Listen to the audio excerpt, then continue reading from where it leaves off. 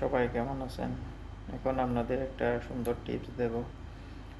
মোবাইলে চার্জ তাড়াতাড়ি চলে গেলে তাড়াতাড়ি না যাওয়ার জন্য একটা পদ্ধতি আছে। পদ্ধতিটা অবলম্বন করবেন। উপরে স্ক্রল করে লোকেশন আছে, লোকেশনটা বন্ধ করে দিয়ে ওয়াইফাই মোড আছে, ওয়াইফাইটাও বন্ধ করে দেবেন যদি আপনি বাইরে যান।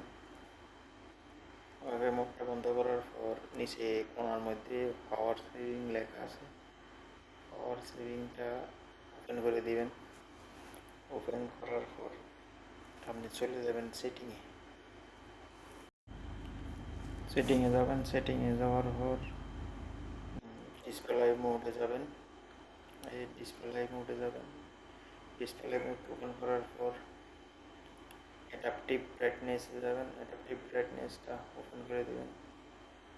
অ্যাডাপটিভ ব্রাইটনেসটা ওপেন করার পর বাস এতটুকুই।